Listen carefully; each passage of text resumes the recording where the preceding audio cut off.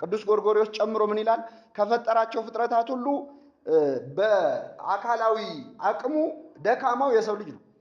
ግን ሌሎችን ሁሉ መርቶ ገዝቶ ነው የሚኖረው። እንስሳቱን ሁሉ አራዊቱን ሁሉ አባረን አይደለ እኛ ቤት ሰርተን ነው የምንኖረው። ግን በጥፍር በጉልበት በኃይል ከኛ አራዊት ይበልጣሉ አይበልጡ? ይበልጣሉ። ቅዱስ ጎርጎርዮስ ምን ይላል? ሰው አሁን ጥፍር ቢሰጠው ኖሮ በጣም ሹል ጥፍር ጸጉር ሰውነቱ ጸጉር ቢኖረው ኖሮ ልብስ ባይለብስ ኖሮ በጣም ጉልበተኛ ቢሆን ኖሮ አንደኛ በዚህ ጸባያችን አሁን ጥፍር ቢኖረን እንደው እርስ በርስ ተጨራርሰናል እኮ እንኳንም አልሰጠን እግዚአብሔር። ሁለተኛው ደካማ በመሆናችን ምክንያት ራሳችንን ፕሮቴክት ለማድረግ ብዙ ነገር ፈጠርን። ራቁታችንን ስለተፈጠርን በረደን፣ ሲበርደን ልብስ የሚባል ነገር መጣ ማለት ጭንቅላታችንን እንድናሰራው ነው እንጂ የማይሞቀን የማይበርደን ብንሆን ኖሮ ጸጉር ያለን ብንሆን ኖሮ ይሄ ሁሉ አይነት ልብስ ይመጣ ነበር? አይመጣም ነበር። እና የሰውን አይምሮ ውብ አድርጎ ስለሰራው ያንን አይምሮ እንዲጠቀም ከሌሎች ደካማ ፍጥረት አድርጎ ፈጠረው። አራዊትን አሸንፎ ገዝቶ በፊት ተስማምቶ ነበር የሚኖረው። ከውድቀት በኋላ ግን ይፈራቸዋል። ስለዚህ እነሱ ጉልበታቸውን ሲጠቀሙ እሱ ምኑን ተጠቀመ? ጭንቅላቱን ተጠቅሞ አራዊቱን አባሮ የተወሰኑትን አራዊት ደግሞ ለብቻ የሆነ ቤት ውስጥ አስቀምጦ ቅዳሜና እሑድ ልጆቹን ይዞ እየሄደ ይጎበኛል። እስቲ ገልብጣችሁ አስቡት። አሁን እንስሳ አራዊት ቢሆኑ እኛን የሚጎበኙ ሰዎችን አስቀምጠው እየመጡ ፎቶ ሲነሱ አሁን ለኛ ስንገለብጠው ነው የሚያስቀን እንጂ እንዲህ ነው እያደረግን ያለ ነው። ይህን ማድረግ የቻልነው ግን ምን ስለሰጠን ነው? አይምሮ ስለሰጠን ነው። በዙሪያው ያሉትን ስም ያወጣ ነበር ይላል። ስንት ነጥቦች አየን? አራተኛው አዳምም በገነት መካከል ተኝቶ ነበር። አዳምም በገነት መካከል ተኝቶ ነበር ይላል። ሙሉ ሐሳቡን ስናነበው አዳም በገነት እያለ ብቻውን ነበር፣ ግን የብቸኝነት ስሜት አልተሰማውም ወይም ተሰማው የሚል ነገር የለም። ምንድነው? እግዚአብሔር የፈጠረው ፍጥረት ሁሉ መልካም እንደነበረ አየ። ሰው ግን ብቻውን ይሆን ዘንድ ምን አይደለም? መልካም አይደለም። ለመጀመሪያ ጊዜ ደስ ያላለው እግዚአብሔር ሰው ብቻውን መሆኑ ነው። የምትመቸውን ረዳት እንፍጠርለት አለ። ስለዚህ በአዳም ላይ በገነት ሳለ እንቅልፍ ጣለበት፣ በሰመመን ላይ አደረገው። የመጀመሪያውን አኔስቴዥያ ሰጥቶ የመጀመሪያውን ኦፕራሲዮን አደረገ ማለት ነው አይደለ? ከጎኑ አጥንት ወስዶ ሔዋንን ሰራ፣ ወደ እርሷ አመጣለት፣ ሔዋን ተሰጠችው ማለት ነው። ስንት ነጥቦች አየን? 4 ነጥቦች። አንድ ክርስቲያን የብቸኝነት ህይወት እንዴት መኖር አለበት የሚለው ከመጀመሪያው ብቸኛ ሰው ከአዳም 4 ነገሮች እንማራለን ማለት ነው። አዳም የመጀመሪያ ነገሩ ምንድነው? ከአራቱ ነጥብ አንደኛው ምንድነው? ከእግዚአብሔር ጋር ነበረ። አንድ ሰው የብቸኝነት ጊዜውን ማሳለፍ ያለበት አንድ ወጣት ከማን ጋር? ከእግዚአብሔር ጋር ነው። ከሔዋን ጋር ከመሆኑ በፊት አዳም ከማን ጋር ነበር? ብዙ ጊዜ ከእግዚአብሔር ጋር ሳይሆኑ ከሔዋን ጋር ይሆናል። ቀድሞ ከሔዋን ጋር የተጀመረ ወይ ደግሞ ቀድማ ከአዳም ጋር ከጀመረችው ከእግዚአብሔር ጋር ሳትሆን ብዙ ችግሮች ይፈጠራሉ። መጀመሪያ ቅድሚያ ልንሰጠው የሚገባው እንደ ክርስቲያን ከማን ጋር ያለንን ግንኙነት ነው? ከእግዚአብሔር ጋር። ይሄ ማለት መንፈሳዊ ህይወታችንም ማለት ነው። ሰው በህይወቱ ውስጥ ሌላ ሰው አጋር ከመጨመሩ በፊት መጀመሪያ ከእግዚአብሔር ጋር ያለኝ ግንኙነት ምንድነው? ስለ ሃይማኖቴ ምን አውቃለሁ? ምን ይላል? እንደውም ቅዱስ ጳውሎስ ብቻውን ቢሆን የተሻለ ነው፣ ለማገልገል ራሱ እኔ ከሚያገባ ይልቅ መጀመሪያ ከእግዚአብሔር ጋር ቢሆን ይሻላል። እንደ ጳውሎስ ሐሳብማ ሰው ሁሉ እንደኔ ቢሆንና ጭራሽ ባያገባ ሁልጊዜም ብቻውን ቢሆን ደስ ይለኛል። ምክንያቱም ከሚስቱ ጋር የሆነ ሚስቱ እንዴት ደስ እንደሚያሰኛት ያስባል። ብቻውን ከሆነ ግን ቤተክርስቲያንን የእግዚአብሔርን ቤተክርስቲያን እንዴት ደስ እንደሚያሰኝ ያስባል ይላል። ያን ማድረግ ቢያቅተን ግን እስከ ጊዜው እንኳን የብቸኝነት ጊዜያችንን ከማን ጋር ማሳለፍ? ከእግዚአብሔር ጋር ማሳለፋል። ስለዚህ ወደ እጮኝነት ህይወት ያልገባ ሰው ከመግባቱ በፊት የመጀመሪያ ጥያቄው መጀመሪያ መንፈሳዊ ህይወቴ ምኑ ጋር ነው ያለው? የንስሐ ህይወቴ ምኑ ጋር ነው ያለው የሚለውን ማስቀደም ያስፈልጋል። አንደኛው ነው። ሁለተኛ አዳም ምን ያደርግ ነበር? ስለዚህ ወደ እጮኝነት ከመግባት በፊት ስራ መስራት አይቀድም? አያስፈልግም? ራስን መቻል ያስፈልጋል። አያስፈልግም? ያስፈልጋል። ሌላ ሰው ጨምሮ ከማስጨነቅ እንደው ሻይ ቡና ለማለትም እኮ ስራ ትንሽ ገቢ ያስፈልግም። ይሄን ስል አይኔ እድሜ ለቤተሰቦቼ የሞላቸው የተረፋቸው ናቸው፣ የኪስ ገንዘብ አለኝ፣ ስራ መስራት አያስፈልገኝም ማለት አትችልም። ምክንያቱም የፈለገ የሀብታም ልጅ ብትሆን የፈለገ የድሎት ኑሮስ ብትኖር ገነት ውስጥ ነው የምትኖረው ነው እንዴ? አዳም ስራ የሰራ የነበረው የት ሆኖ ነው? ገነት ውስጥ ሆኖ። አሁን ገነት ምኗ ይቆፈራል? እስቲ እግዚአብሔር ያሳያል። ተቆፍራ ያለቀላት እኮ ነች። ያማረች ነች። ግን ስራ የተፈጠረው ጥረግረ ብላ በኋላ ነው። ይሄ መከራው ችግሩ ምናምን ነው እንጂ ስራ ግን የተፈጠረው ከውድቀት በፊት ነው። ገነትንም ይሰራ ነበር ይላል። ስለዚህ እንኳን እዚህ የተበላሸ ዓለም ላይ ሆነን ቀርቶ ገነት ላይ ብንሆንም ምን ማድረግ አለብን? መስራት። እግዚአብሔር የመጀመሪያ የፈጠረው እንደውም ስራን ነው ይባላል። እግዚአብሔር በመጀመሪያ ሰማይንና ምድርን ምን አለ? ፈጠረ። ይሄ ራሱ ስራ ነው። ስራውን ሰርቶ ሲጨርስ ማንን ፈጠረ? ሰውን ፈጠረ። እና ሁለተኛው ራስን መቻል ያስፈልጋል ነው ባጭሩ። ስራ መያዝ ምናምን ሳይሆን ራስን መቻል ያስፈልጋል፣ ራስን መደገፍ ያስፈልጋል። ሶስተኛው በዙሪያው ላሉ እንስሳት ስም ያወጣንም። ስለዚህ እኛም ዙሪያችን ላሉ ለድመት ለውሻ ስም ማውጣት ማለት አይደለም። ምክንያቱም ያ ጊዜ አልፏል፣ ስም ወጥቶላቸው አልቋል። ግን ርዕዮተ ዓለም የምንለው ወይም አይዲዮሎጂ የምንለው ዙሪያችንን ዲፋይን አድርገን መጨረስ። ስለ ዓለም ያለን አስተሳሰብ ምንድን ነው? በዙሪያችን ያሉ ሰዎችን፣ በዙሪያችን ያሉ ነገሮችን አመለካከታችን፣ አስተሳሰባችንን ዲፋይን አድርገን መጨረስ አለብን። በኋላ መጣበታለሁ። ግን እንደው ሩቅ ሳንሄድ ለምሳሌ ጓደኞቻችን ይኖራሉ። ማን ነው ጓደኛችን? ከማን ጋር ነው የምንውለው? ምንድነው የምንወደው? ምንድነው የምንጠላው? ይሄንን ሰው ዲፋይን አድርጎ መጨረስ አለበት የለበትም? አለበት። ሌላ ሰው ጨምሮ ከማሰቃየት በፊት ብቻውን በነበረ ሰዓት ዲፋይን አድርጎ መጨረስ አለበት። አዳም በዙሪያ ያሉት እንስሳት ናቸው። ለእንስሳት ስም አወጣ። እኛ ደግሞ ስም የምናወጣላቸው ብዙ የህይወት ፕሪንሲፕሎች ሊኖሩን ይችላሉ። ጓደኞች ሊኖሩን ይችላሉ። ሴቶች የሴት ጓደኛም የወንድ ጓደኛም፣ ወንዶች የወንድም የሴትም ጓደኛ ይኖሩናል። ስለዚህ ከጓደኞቻችን ጋር ማን ነው ጓደኛዬ ብሎ መምረጥ ሊሆን ይችላል። ይሄ የጮኝነቱን ሳይሆን ዝም ብሎ ጓደኝነቱን ማለት ነው። ወዳጆቻችን ምን አይነት ሰዎች ናቸው? አንዳንዴ ሴቶች ከወንድ ጋር፣ ወንዶች ከሴቶች ጋር ጓደኛ ሊሆኑ ይችላሉ። ምንድናችሁ ሲባሉ አይ እንዲሁ ጓደኞች ነን የሚሉ ግን ዲፋይንድ ያልሆነ ጓደኝነት አለ። አሁን እንደ እጮኛ ብትሆኑ ከዚህ በላይ ምን ታደርጋላችሁ የሚያስብሉ ማለት ነው። ሙሉ አብረው የሚውሉ አብረው የሚያመሹ በቃ እና እነሱም የማይታወቃቸው ማለት ነው። እየሰማችሁ ለራሳቸው ራሱ ይሄ ዲፋይኒንግ ዘ ሪሌሽንሺፕ የሚባል ኮንሰፕት አለ።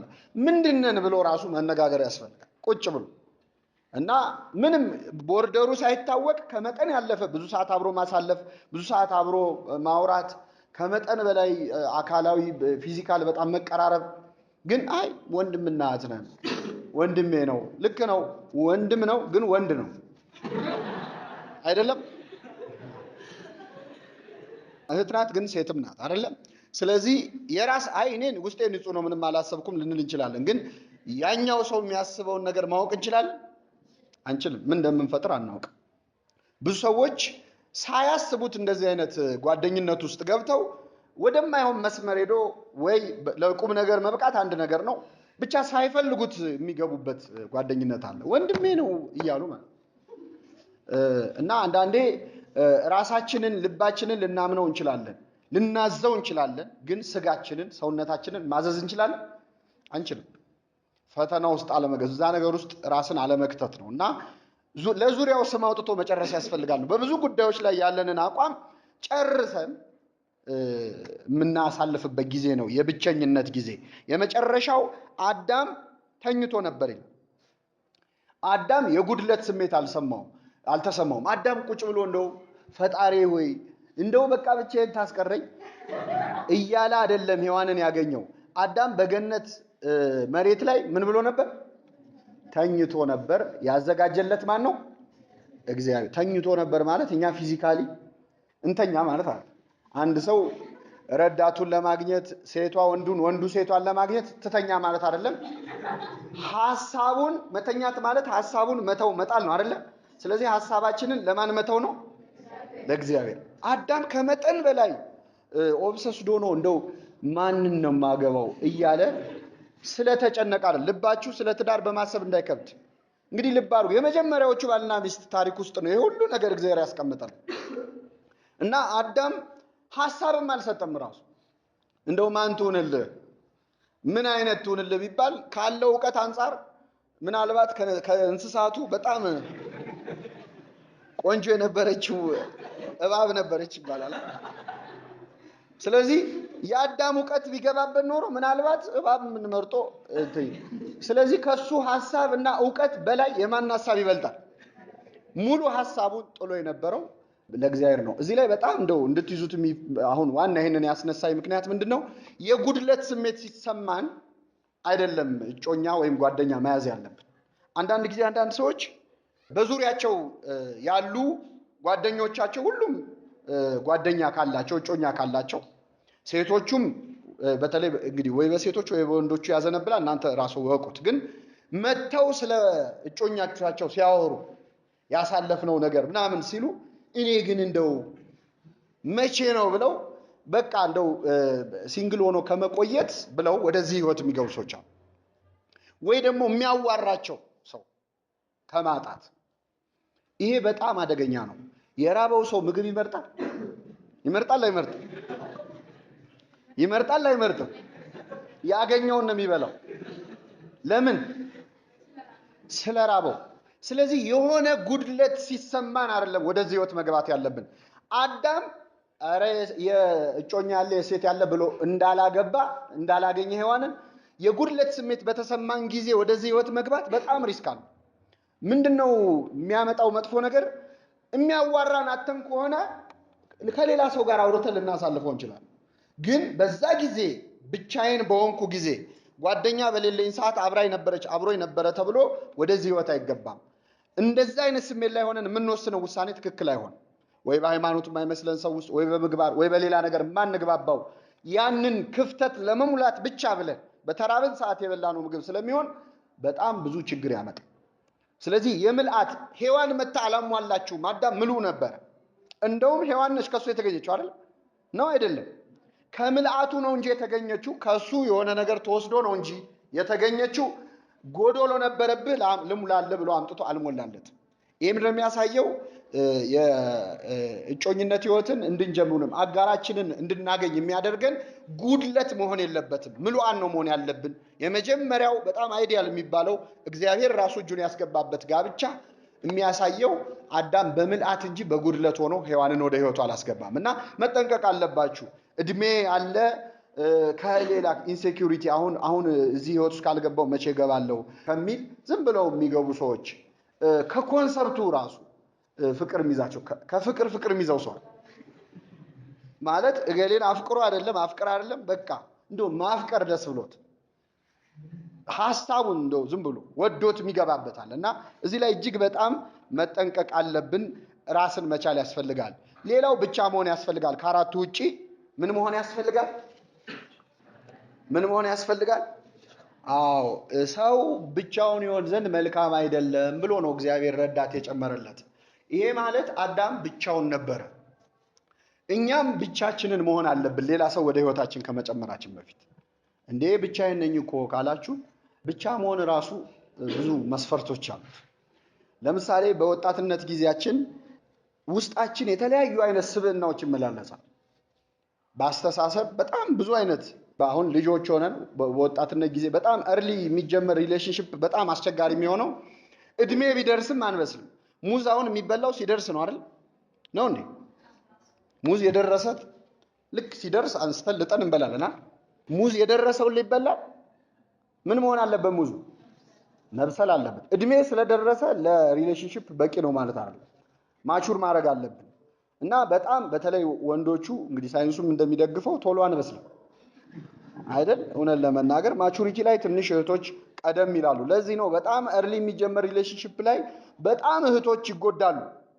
ለምን? ወንዱ ገና አልጨረሰም።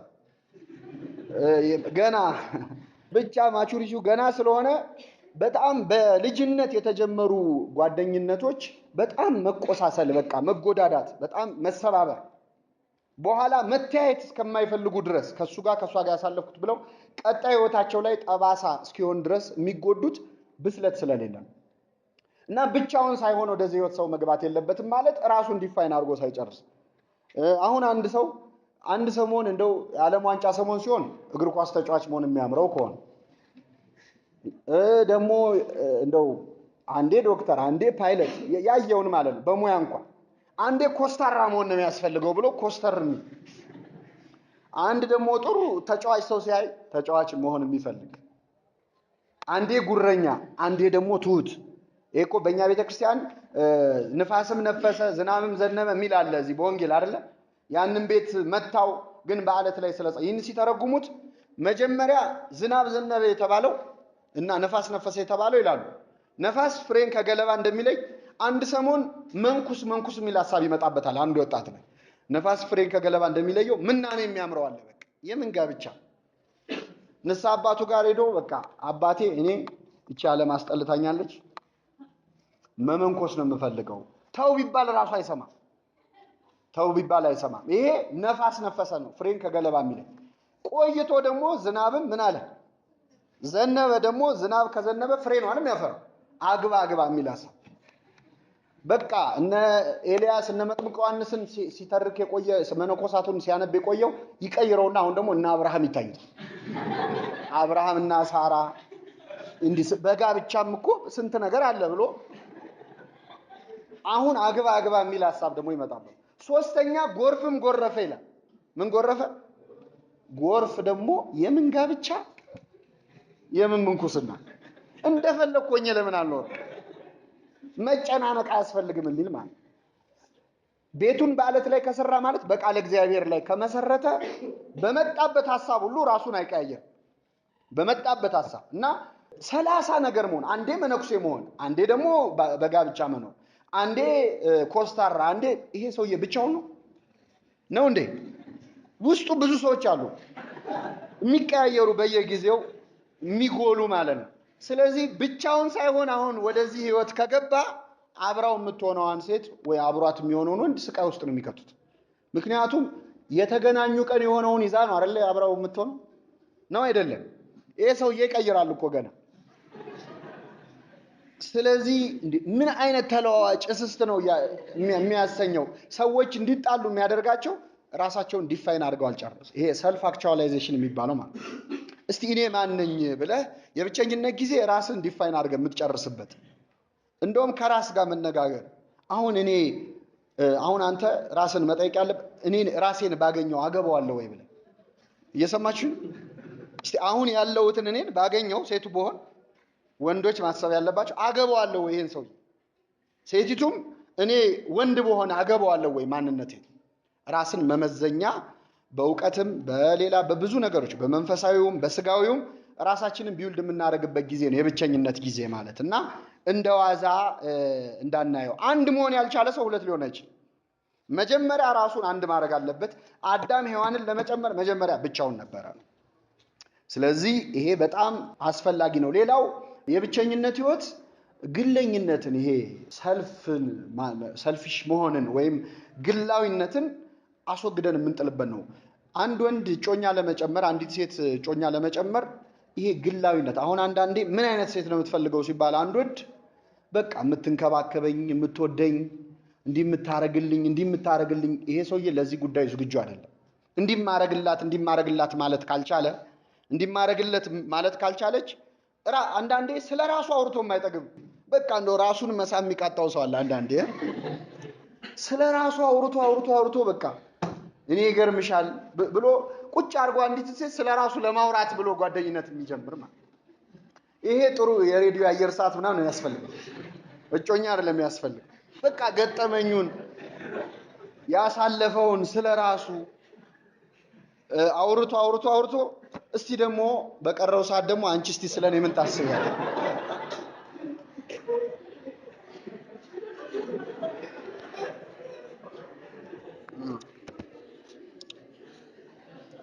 ይሄ ሰው ለማፍቀር ዝግጁ ነው አይደለም። ፍቅር የሚባለውን ነገር ጭራሽ ኮንሰፕቱን አልተረዳውም። ቅዱስ ጳውሎስ አንደኛ ቆሮንቶስ ምዕራፍ 13 ከቁጥር 7 ጀምሮ የፍቅርን ጸባያት በደንብ ገልጾልናል። አንደኛ ቆሮንቶስ ምዕራፍ 13 ከቁጥር 7 በጣም የሚገርም ነው። ፍቅር ይታገሳል ይላል። ፍቅር ምን ይላል? እኔ አንድ ነገር ብትናገረኝ አልፈልጋትም ካለ ይሄ ሰው ማፍቀር ገና ዝግጁ ነው። ፍቅር ይታገሳል፣ ቸርነት ያደርጋል፣ ፍቅር አይቀናም። ፍቅር ምን አይልም? አይቀናም። እሷ ከሌላ ወንድ ጋር ስትሆን ማለት አይደለም። እሱ እንኳን ይሄ ለእግዚአብሔር ፍቅር ምሳሌ ተደርጎ ተጠቅሷል። እሱ አይደለም ቅናት ተብሎ የሚታየው። ፍቅር አይቀናም ማለት ወንዱ ሴቷ በጣም ብትበልጠው አካዳሚካሊ ወይ ኢኮኖሚካሊ በጣም ሰክሰስፉል ብትሆን የሚበሳጭ ከሆነ አይወዳትም ማለት ነው። ኢጎውን ማስቀመጥ አለበት ካፈቀረ። ሌላው አይመካም፣ አይታበይም። እኔ እኮ እንዲህ ነኝ እያለ በሀብቱ በንብረቱ በእውቀቱ እሷ ፊት በጣም ያው ወንዶች ላይ በጣም ጨከንኩኝ ወንድ ስለሆንኩ ነው። በኋላ ብዙ ፌሚኒስቶች ስላሉ ችግር እንዳይፈጥሩብኝ እና አይመካም፣ አይታበይም፣ የማይገባውን አያደርግም፣ የራሱን አይፈልግም። ምን አይፈልግም? የራሱን በጣም ይሄ በጣም የፍቅርን ውድነት ነው። የራሱን አይፈልግም፣ አይበሳጭም፣ በሆነ ባልሆነው አይበሳጭም፣ በደልን አይቆጥርም። አንዳንዴ ሪሌሽንሺፕ ውስጥ ከተገባ በኋላ 10 ዓመት በሪሌሽንሺፕ 10ን ተውት 5 ዓመት የቆዩ ሰዎች ትዝ ይልሻል የተገናኘን በ3 ወሩ 5 ዓመት ሆኗቸዋል እኮ። በደልን አይቆጥርም ማለት ይሄ ነው። በተጣሉ ቁጥር ያለፉትን ዓመታት በሙሉ የተጣሏቸውን ጉዳዮች የሚነሳ ከሆነ በደልን የሚቆጥር ነው። ይሄ ፍቅር አይደለም። መርሳት አለበት ማለት ከእውነት ጋር ደስ ይለዋል እንጂ ስላመጻ ደስ አይለውም። ሁሉን ይታገሳል፣ ሁሉን ያምናል፣ ዝም ብሎ አይጠራጠርም። ዝም ብሎ ኮንስፓይሬሲ ቲዮሪ ሲያስብ አሁን እሷ ከገሌ ጋር ሄደችው አሁን እውነት እንደው ይሄ ፍቅር ሁሉን ያምናል፣ ሁሉን ተስፋ ያደርጋል፣ በሁሉ ይጸናል። ፍቅር ለዘወትር አይወድቅም፣ ትንቢትም ቢሆን ይሻራል፣ ልሳኖችም ቢሆኑ ይቀራሉ፣ ዕውቀትም ቢሆን ይሻራል ብሎ ቅዱስ ጳውሎስ ገልጾታል። ስለዚህ እዚህ ስቴት ላይ ከሌለ አንድ ሰው እዚህ ነገር ላይ ካልደረሰ ገና ለማፍቀር ዝግጁ አይደለም ማለት። ሌላ ሰው ጨምረን ማሰቃየት ነው የሚሆነው እና የብቸኝነት ጊዜ መንፈሳዊ ሕይወትን ማሳደጊያ፣ ቁሳዊነትን በቁስ እንደዚህ ስለ ልብስ ስለ ቁስ ስለ እንደዚህ አይነት ነገር ይሄ የፍቅር ጸባይ አይደለም። ስለዚህ የብቸኝነት ጊዜ ማለት ራሳችንን ቢውልድ የምናደርግበት፣ ብዙ መስማትና ትንሽ የምንናገርበት፣ ሰው ለመናገር የዘገየ ለመስማት ምን ያለ ይሁን የፈጠነ ይሁን። ተፈጥሮ እንኳን አስተምራችሁም ይላል ቅዱስ ዮሐንስ አፈወርቅ። ጆሮአችሁ 2 ነው፣ አንደበታችን ግን ምንድን ነው? አንድ ነው። ጆሮአችን ክፍት ነው፣ ምላሳችን ግን ጥርስ አለ፣ ደግሞ ከንፈር አለ እና ትንሽ እንደው እንዲዘገይ እኮ እንድናስብበትም ነው። ከተፈጥሮ አትማሩም ወይ? ጆሮ ሁሌ ክፍት ነው፣ ሁሌ ለመስማት የፈጠንኩን፣ አንደበትህ ግን የተሰበሰበ ይሁን። አንድ ምላስ 2 ምላስ ቢኖር ምን ነው? ሁለቱም እያወሩ ብዙ ችግር ነው የሚመጣው። ስለዚህ ከተፈጥሮ እንኳን ተማሩ ብሎ ቅዱስ ዮሐንስ አፈወርቅ ተናግሯል። እና ለሌላው ማሰብ መጀመር፣ ተነጋግሮ መግባባትን መጀመር፣ እማታውቀውን ማወቅ። ሁሉን አውቃለሁ ማለት ላይ ካለ ጓደኛ ለመጨመር በህይወት ውስጥ ገና ዝግጁ አይደለህም ማለት ነው። እና ለማፍቀር ወይም ዝግጁ መሆን የሚያስፈልገው በእነዚህ ነው። የብሬን ፕሮሰሱን እስኪያልቅ ድረስ ባለው ራስን ቢውልድ እያደረጉ መቆየት፣ ሰው ጨምሮ ትልቅ ኃላፊነት ያለው ህይወት ነው ህይወት። እና በጣም ማቹር ሳናደርግ እንገባበትና እኛም እንሰበራለን፣ ሌላውንም እንሰብራለን። አንድ ልጨምርና ወደ መጨረሻው እመጣለሁ። ሌላው ልብን መጠበቅ ያስፈልጋል። አንዳንድ ጊዜ በጮኝነት ህይወት የግድ እኮ ላላገባው እችላለሁ በሚመጣው ሳምንት እናዋለን፣ ግን እንተያይ የተባለ በጣም ብዙ ነገሮች የብቸኝነት ጊዜም ብቸኛ ሆኖ ላለማቆየት ለጊዜው የሚጀመሩ ሪሌሽንሺፕስ አሉ። በጣም መጥፎ ነው ይሄ። ምንድነው? ልባችን መጠበቅ አለበት። መጽሐፈ ምሳሌ ምዕራፍ 4 ቁጥር 23 ላይ ልጄ ሆይ ልብህን ጠብቅ ይላል። ምንህን ጠብቅ? ልብህን ጠብቅ። እና እግዚአብሔር ሲሰራው ይሄንን ፍቅር የሚባለውን ነገር ሲሰጠን፣ ጸጋውን ሲሰጠን ለአንድ ጊዜ እንድንጠቀመው፣ ከአንድ ሰው ጋር ብንጠቀመው በጣም እስከ መጨረሻው እንድንኖርበት ተደርጎ የሚሰጠን የሆነ መድኃኒት፣ የእድሜ ልክ መድኃኒት አድርጋችሁ ቁጠሩት። ያንን ከዚህም ጋር የተጠቀመ ሰው ለምሳሌ አንድ ወንድ ለአንዲት ሴት በቃ እወድሻለሁ ያላንቺ መኖር አልችልም ብሎ በጣም ፍቅር የሚያሳይ ንግግር ተናገረ። ያላንቺ መኖር አልችልም፣ ካንቺ የሚበልጥብኝ የለም ማለት። ይሄን ሰው ይሄንን ለምሳሌ በቴክስት ቢሆን የሚጽፈው ለአንድ ሰው ሲሆን ወይም በንግግር ቢሆን ለአንዲት ሴት ሲሆን ጥሩ ሊሆን ይችላል። ለ10 ሴቶች እንደዚህ ቢልስ ያላንቺ መኖር አልችልም፣ ለኔ ካንቺ የሚበልጥብኝ የለም ብሎ ለስንት ዋጋውን እያጣ ይመጣል አይመጣም? እንኳን በሌላ ሰው እሱ ራሱ መጀመሪያ ፍቅሩን ሲገልጽ ሲጠቀመው ሲናገረው ምን ያደርገው ነበር? ከልቡ ሊሰማው ይችላል። ለብዙ ሰው እያለው ሲመጣ ግን አባባል እየሆነ ነው የሚመጣው። እንደ ቴምፕሌት የተሰጠውን ነው እያለ ያለው እንጂ የሚሰማውን አይደለም። በዚህ መሃል ኦነስቲያችንን እናጣለን። ንግግራችን ዋጋ እያጣ ይመጣል። ስለዚህ ልባችሁን ጠብቁ ይላል መጽሐፍ ቅዱስ። ምናችሁን ጠብቁ? ልባችሁን። ለጊዜው ብላችሁ ይሄ አመንትታችሁ ብቻዬን ከመሆን ብላችሁ እንደዚህ አይነት ህይወት ውስጥ አትግቡ። ጥያቄዎች ጠይቃችሁ ነው የምጨርሰው። በተለይ በወጣትነት በብቸኝነት ህይወት ጊዜ አንዱ የምንፈተንበት ፈተና ማንን ነው እንዳገባ እግዚአብሔር የሚፈልገው? ብዙ ጊዜ ግቢ ጉባኤያት ላይ እንዲህ አገልግሎት ስናስተምር ጥያቄና መልስ ዝግጅት ጥያቄና መልስ ሲደረግ ተማሪዎች ሁሌ የሚጠይቋት ጥያቄ አለች። ፈቃድ እግዚአብሔር በምን ይታወቃል? የማን ፈቃድ? ይሄ ጥያቄ አሁን እንደው ስለ ፈቃድ እግዚአብሔር መስሏችሁ ከሆነ በእውነት የዋሆች ናቸው። ማንን ላግባ ለማለት ፈልገው ብዙ ጊዜ ተማሪ እንዲህ አይልም በግልጽ እንጂ ብዙ ጊዜ ማንን እንዳገባ ነው እግዚአብሔር የሚፈልገው። በተለይ መንፈሳዊ ህይወት ላይ በደንብ ዲቮትድ የሆኑ ሰዎች ምን አይነት ሰው ነው ማንን ነው እግዚአብሔር እንዳገባ የሚፈልገው የሚል በጣም ጭንቀት አለ። እና የኛ ድርሻ ምንድነው የፈጣሪ ድርሻ ምንድነው የሚለውን በደንብ ግልጽ አድርገን ማወቅ አለብን። ይህን ካላወቅን በጣም እንቸገራለን። እኛ ውስጣችን መስፈርት አለ። እኔ ባገባት ብለን የምናስባቸው የሆነ አይዲያ ያለ ሰው ይኖራል። እንዲህ ቢሆን እና እግዚአብሔር ደግሞ እንድናገባ የሚፈልገው ሰው አንድ ጥያቄ ልጠይቃችሁ። እግዚአብሔር ላንተ ወይ ላንቺ ያዘጋጃት ላንተ የምትሆን ላንቺ የምትሆን ሰው አለ የለም? መልሱልኝ። የለም። ይሄ ግራጎን ምናምን የሚለው ኮንሰፕት በጣም የብዙ ሰው ህይወት ያመሰቃል። አንድ ሰው አለ የሆነ ቦታ የተዘጋጀችልኝ ብለው ሰዎች በዚህ ነፍሳቸው በጣም ይጨነቃል። በምን ለወቃት ብለው ያንን ሰው በምንድነው? እንደዚህ ከሆነ ለሆነ ሰው እግዚአብሔር ያዘጋጀው የሆነ ሰው ካለ ለሆነች ልጅ፣ ለሆነ ወንድ፣ ለሆነች ሴት ያዘጋጀው የሆነ ሰው ካለ አሁን ዓለም ላይ በሚሊዮን የሚቆጠሩ ሰዎች አሉ። እሺ መቼስ የምርጫውን እንትን እናጥበውና ከኢትዮጵያውያን እዚህ ከተማ ውስጥ የምንኖርበት አካባቢ ውስጥ ካሉ ሰዎች የትኛዋን ነው እግዚአብሔር ለኔ ያዘጋጀው? ይሄን ለማወቅ በጣም የሚሰቃዩ ሰዎች አሉ። ወይ በህልም እንዲነገራቸው ነግሮኛል አንቺ ነሽ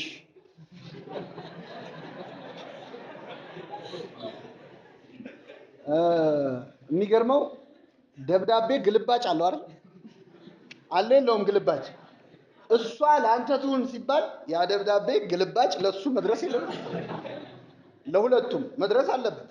እና እግዚአብሔር ቀርቶ እኛ ራሱ ማመልከቻ ስንጽፍ ለሁለቱም ሲሲ ሳናረግ ኢሜል አናረግ እና በጣም እንኳን በጋብቻ ቀርቶ በጣም ይገርማል። እንዲህ አይነት ነገር ሰምታችሁ እንዳትደነግጡ። የሆኑ የበቁ አባት ነግረውኛል አንቺ ነሽ ምናምን እንደዚህ ብሎ ነገር የለም። እንኳን በዚህኛው ጋብቻ ቀርቶ ለምሳሌ እመቤታችን ጸንሳ ወለደች። በእመቤታችን መጽነስ መውለድ ላይ ዮሴፍ ድርሻ አለው የለውም? የጸነሰችው ከዮሴፍ ሳይሆን በምንድን ነው? በመንፈስ ቅዱስ ነው። ግን ለዮሴፍ ተነግሮታል አልተነገረም? የጸነሰችው በመንፈስ ቅዱስ ነው ተብሎ ግልባጩ ደርሶታል። ይመለከተዋል።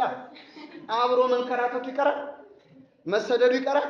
ስለዚህ አትፍራ ማርያምን ለመውሰድ ተብሎ ባገባትም እንኳን ከሷ ባይወልድም እንኳን ዮሴፍ ተነግሮታል። ማኑሄና ሚስቱን ታሪክ ታስታውሳላችሁ። የሶምሶን ወላጆች መልአክ መጥቶ ቅዱስ ሚካኤል አናገራት። ልጅ ትወልጃለሽ ሶምሶን ይባላል አላት። እሺ ብላ ሄደ መልአኩ። ከዛ ለባሏ ነገረችው ለማኑሄ። አይ በቃ ጥሩ ብለው ወደ ቀጣዩ ሂደት አልሄዱም። እሷን ያናገራት መልአክ ወደ እኔ ይምጣ ብሎ ጸለየ። ግልባጩ ሊደርሰው ይገባል አይገባም? እባክህ ድጋሚና የእግዚአብሔር ሰው ብሎ ጸለየ። መልአኩ መጣ።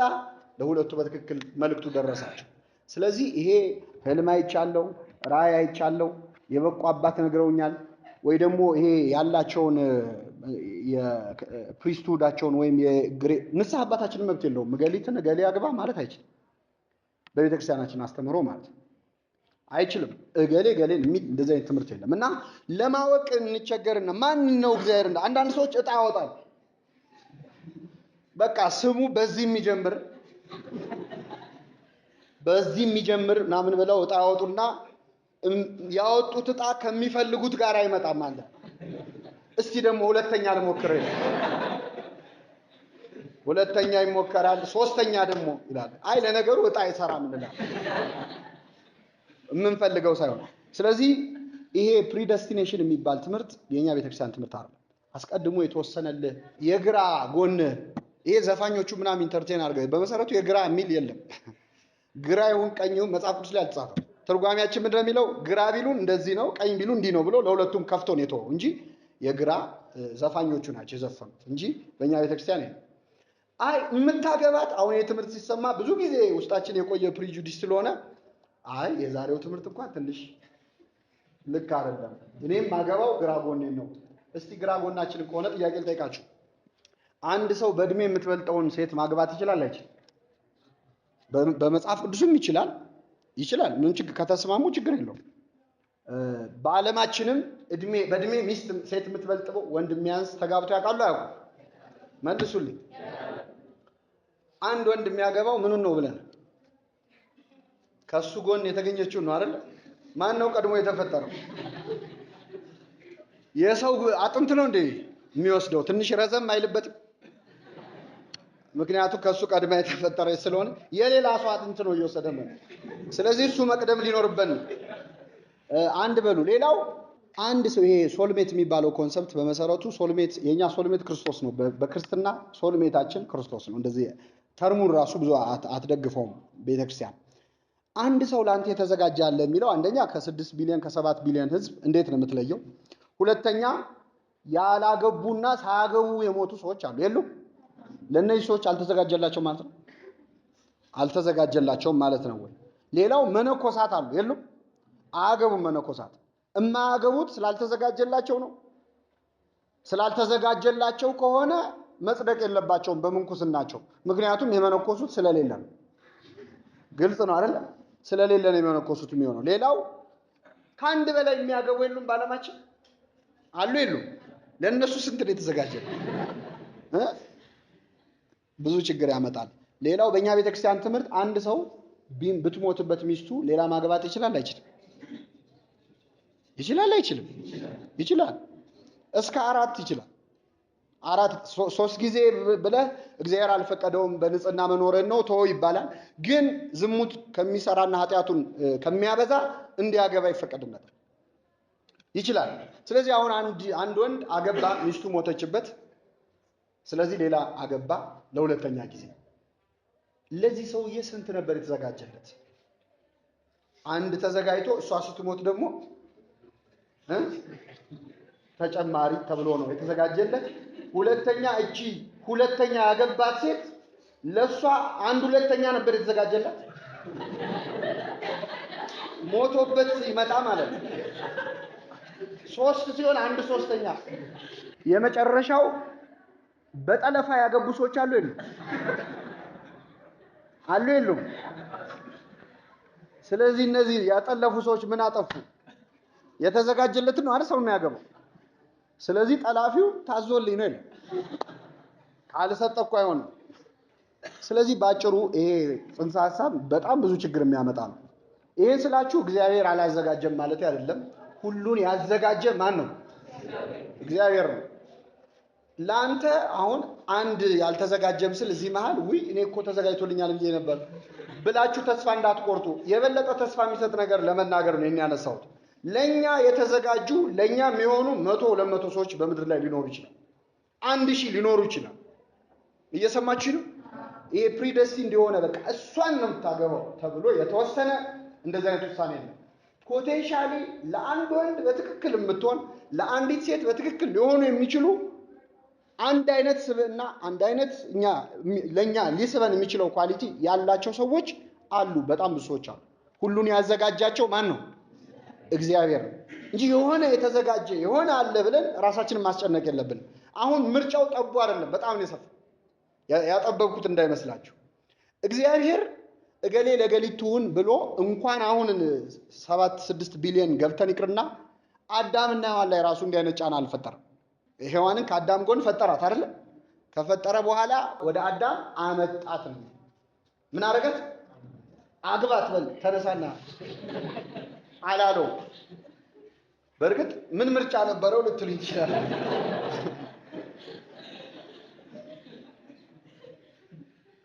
ምርጫ የለውም። ግን ቢሆንም እዛ ላይ እንኳን እግዚአብሔር ፈጠረ አዘጋጀ እንጂ አግባት የሚል ትእዛዝ ሰጠው የሚል አልተጻፈም።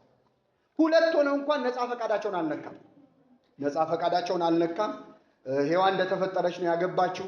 ምን ይባላል? ሔዋን ልደቷ ሁለቴ ነው በነገራችን። ብታከብር ልደቷን አንደኛ አዳም ጎን ውስጥ አልነበረች ቀድሞ እሱ ሲፈጠር ተፈጥራለች። ከዛ ደግሞ ከሱ አንስቶ ሲሰራት ሁለቴ ነው። ሌላው በጣም የሚገርመው ልደቷና የጋብቻ አንቨርሰሪዋም አንድ ቀን። ምክንያቱም እንደተፈጠረች አይደል ያገባችው። ትንሽ በጣም ኤክሰፕሽናል ነው። ስለዚህ እንደዚህ አይነት ኤክሰፕሽናል ኬዝ ለኛ ላይ ሰራ ይችላል። ግን ስናየው ሁለት ሆነው እንኳን እግዚአብሔር አግባት አላለውም፣ አመጣለት ነው የሚለው። ስለዚህ እግዚአብሔር ለኛ ለትዳር ለህይወታችን የሚሆኑ ሰዎች ላይ የእግዚአብሔር ድርሻ ምንድነው ቢባል እነዛን ሰዎች ወደኛ ህይወት ምን ይላቸው? ያመጣቸው። ዲስፕሌው ላይ ያስቀምጣቸው። ማየት መምረጥ የኛ ፈንታ ነው። በጣም ጥሩ ድሎች ሊያመልጡን ይችላሉ። አጠገባችን ኖሮ መስፈርቱ ላይ በሚመጣው ሳምንት ስንነጋገር እናያቸዋለን። መስፈርት ስጋዊ መስፈርት አለ፣ አልተከለከልንም። የኛ መስፈርቶች አሉ እማንዋሻቸው ማለት ነው። ሰው ዝም ብሎ በቃ እግዚአብሔርን ከፈራ ሊል ይችላል፣ ግን ውስጡ እንደዛ አይደለ። ሐቁን ለመነጋገር ማለት የሆነ ምክንያቱም የምንጋባው በነፍስ ብቻ አይደለም በስጋ ነው አይደለ። ስለዚህ የሆነ ስጋዊ መስፈርቶች ይኖሩናል። ያንን ባላንስ አድርጎ እንዲጠቀም እንዲወስን እግዚአብሔር አስቀምጧል። ግን እግዚአብሔር እጁን ያስገባው ዶሜኑን ነው ያስቀመጠል። ለምሳሌ አሳ መንቀሳቀስ ይችላል አይችልም? ምን ውስጥ ብቻ? ውሃ ውስጥ። ስለዚህ አሁን አንድ ክርስቲያን አንዲት ሙስሊም አፈቀርኩ የእግዚአብሔር ፈቃድ ነው ወይስ አይደለም ቢል ይሄ ራእይ ያስፈልገው አይደለም ነው መልሱ። ምክንያቱም በሃይማኖት የማይመስሉንን እንዳናገባ ተጽፏል። ዶሜኑን አበጅቶልናል። በቃ በዛ ውስጥ ግን መንቀሳቀስ መብቱ ነው የአሳ። የፈለገውን መምረጥ፣ ሻርኩንም መምረጥ፣ እዛ ብቻ ባህር ውስጥ ያለው ማንኛውንም ነገር የመምረጥ መብት ለአሳ ተሰጥቷል። ገብቷችኋል አይደል? ስለዚህ ጥብብ አድርገን የሆነ የተዘጋጀልኝ ሰው አለ እሱ ካልሆነ እሷ ካልሆነች ወደሚል አንመጣም። የሆነ ምልክት፣ አንዳንድ ሰዎች የሆነ ነገር ምልክት የሚፈልጉ አሉ። ይሄ ሁሌ ላይሆን ይችላል። አይቶ የሆነ ነገር የሚሰማው ሰው ሊኖር ይችላል። ይሄ ግን ለሁሉም ሰው አይሰራም። ምክንያቱም ፍቅር ጊዜ የሚፈልግ ፍቅር ሊሆን ይችላል። መጀመሪያ ጓደኝነት ቀድሞ ከዛ ወደዚህ የሚገባበት በጣም ሴፍ የሆነው አካሄድ ለክርስትናው ለብዙ ነገር መጀመሪያ መጥተው አዳምና ሔዋን ተጠናንተዋል አልተጠናም? መጀመሪያ እንጠናና ነው ያላት እንዴ? አይደለም። ልክ እንዳያት በጣም ያስደንቀኝ የእሱ አሁን በጣም ኤክሰፕሽናል ከሚባሉት ውስጥ ነው። እንዳያት ይህች አጥንት ከምን ነች? ገና እንዳያት ነው ማወደስ የጀመረው። ይህች አጥንት ከአጥንቴ ናት፣ ይህች ስጋ ከስጋዬ ናት። ሰው እናትና አባቱን ምን ይላል? የለውም እኮ አዳም እናት አባት የለውም። እናቱም መሬት ነች አይደል? ግን ቢኖረው ኖሮ ይተው ነበር ማለት ነው።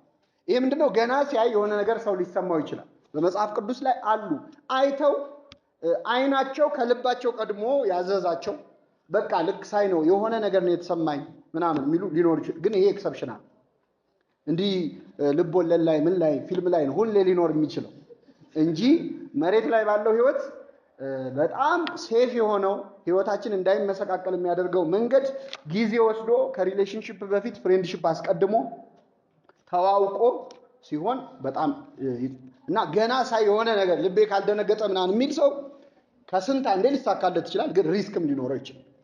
ዝም ብለው አይተው ወስነው መከራቸውን ያዩ አሉ መጽሐፍ ቅዱስ ላይ። ገና ሲያያት ወደዳት፣ ከዛ ሲያለቅስ ነው የኖረው። ቀላል ምሳሌ ልስጣችሁ። ያዕቆብ በጣም ነው ራሔልን የሚወዳት። እንደሚወዳት የምታውቁት ራሔልን ለማግባት ስንት ዓመት ነው የተገዛው? 14 ዓመት። በጣም ነው የተሰቃየው። እንዴት ነው የወደዳት? መጀመሪያ መጣ። ውሃ የሚቀዱ ሊያጠጡ እረኞች ተሰብስበዋል። እንዴት ናቸው አላቸው። ምን እያደረጋችሁ ነው? ከብቶቻችንን በጎቻችንን ልናጠጣ ጉድጓዱ በጣም ትልቅ ጉድጓድ ድንጋይ ተዘግቶበታል መርዝ እንዳይጨመርበት እና ውሃ ለማጠጣት መጀመሪያ እረኞች ይሰበሰባሉ። ብዙ ሲሰበሰቡ አንድ ላይ ሆ ብለን ድንጋዩን እናነሳዋለን። ስለዚህ እነሱ እስኪመጡ ነው የምንጠብቀው አሉ። ጥቂት እረኞች አሉ። እሺ ብሎ ያዕቆብ ቆመ አብሯቸው። ይህን ወሬ አውርተው ሲጨርሱ ራሔል መጣች። ራሔል እጅግ መልካም ነበረች። ልክ ሲያያት ያን ድንጋይ ብቻውን አነሳ።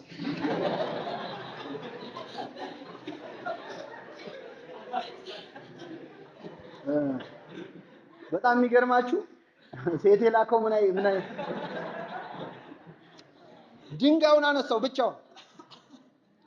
ሊቃውንቴን ሲተረጉሙት ያዕቆብን የክርስቶስ ምሳሌ ያደርጉታል። የማን ምሳሌ? የክርስቶስ። ራሔል የእመቤታችን፣ እረኞቹ ነቢያት ናቸው። ድንጋዩ ደግሞ የሰው ልጅ ላይ የተፈረደው ፍርድ መርገም የኃጢአት ፍርድ ነው። ክርስቶስ ከነቢያት ጋር ነበር አልነበረም? ግን የእኛን መርገም አላነሳውም ከነሱ ጋር ሆኖ። ንጉሥ ውበትሽን ወዷል የተባለች እመቤታችን ስትወለድ ስትገኝ የእሷን ውበት አይቶ የእኛን መርገም አንስቶታል ይላሉ የእኛ ሊቃውንት። በእውነት በረከታቸው ይደርብን እና እንግዲህ መንፈሳዊ ትርጓሜው ነው ይሄ። ይህ የሚያሳየው ሰው የሆነ ነገር ተሰማኝ ብሎ ብዙ ፈርዘር ሊሄድ ይችላል። አንዲትን ሴት አይቶ የሆነ ነገር ተሰምቶት ኢምፕረስ ለማድረግ ሌላ ቀን አድርጎት የማያውቀውን ነገር ድንጋይ ከማንሳት የሚተካከል ብዙ ኤክስትራኦርዲነሪ የሆነ ነገር ሊያደርግ ይችላል። ይሄ ግን ሁልጊዜ አይሰራም። ያዕቆብ እንደዛ አድርጎ በመወሰኑ ያየውን ፍዳ በጣም 14 ዓመት ተገዛ። ጣዖት አመለከችበት። የአባቷን ጣዖት ይዛ መጣች።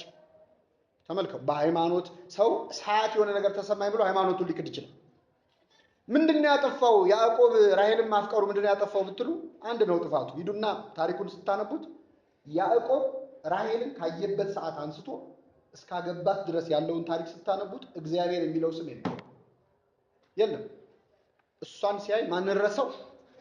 በቃ ረሳው፣ ወጣ። እግዚአብሔርን ካስረሳ ስጋዊ ፍቅር አደጋ አለው ማለት ነው። ስለዚህ እግዚአብሔር እጁ ምኑ ላይ ነው ካላችሁ ፈጥሮናል።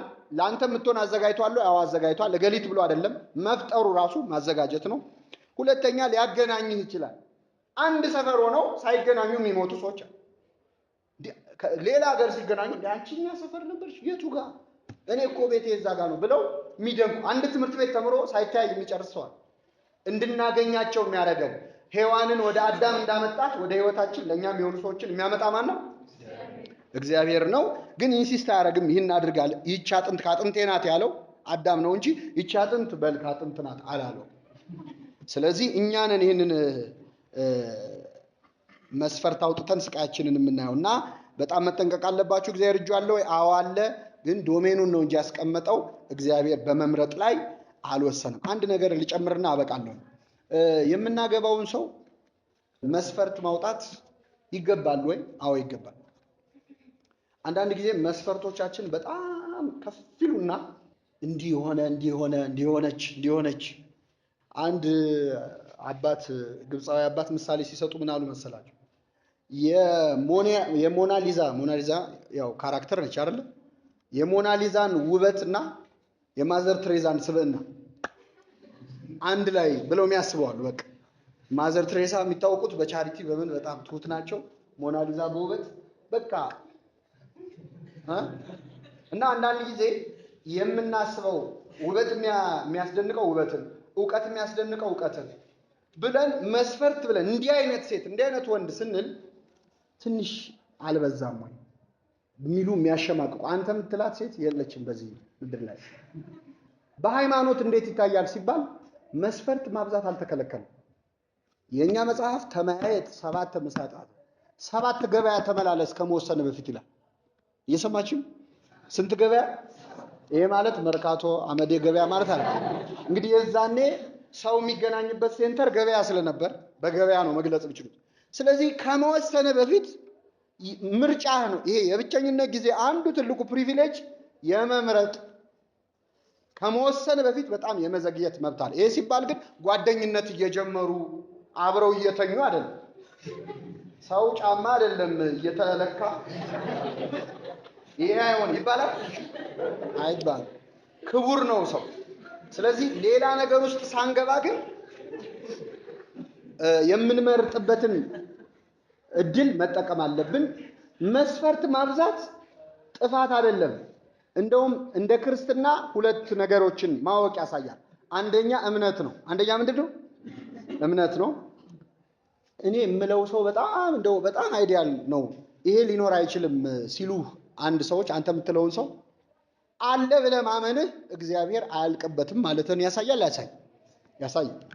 ይሄንን ሁሉ ነገር አብሮ የያዘ ሰው ሊኖር ይችላል። አዎ ሊኖር ይችላል። ምክንያቱም እግዚአብሔር የሚያልቅበት አምላክ አይደለም። ይሄ በፈጣሪ ማመናችንን አያሳጣኝም ብለን ማመናችንን ያሳያል። አንድ ሁለተኛ በራስ መተማመንም አለብን። ለምሳሌ አንድ የንጉስ ልጅ የሆነች ሴት ወይ የሆነ ወንድ ልዑል ወይም ልዕልት የሆነች ማለት ነው የሚያገቡት ምን አይነት ሰው? ምንድነው የሚያገቡት? ልዑል የሆነ ሰው አይደል? ለምን? ምን ስለሆኑ እነሱ የምን ልጅ ስለሆኑ? የንጉስ ልጅ ስለሆኑ መርጠው ነው የሚያገቡት። እኛ የንጉስ ልጅ ነን አይደለም? ንጉሱ ማን ነው? ስለዚህ ሮያል ፋሚሊ ነን አይደል? ዝም ብሎ መውረድ አያስፈልግም። ክብርን ማወቅን ያሳያል። ክርስቲያን ነኝ፣ የንጉስ ልጅ ነኝ፣ የእግዚአብሔር ልጅ ነኝ፣ ለኔ የተሻለው ነገር ይገባኛል ብሎ ማመን ያስፈልጋል። ክብርን ማወቅን ያሳያል። የሰማነውን በልቡናችን ያሳድርብን።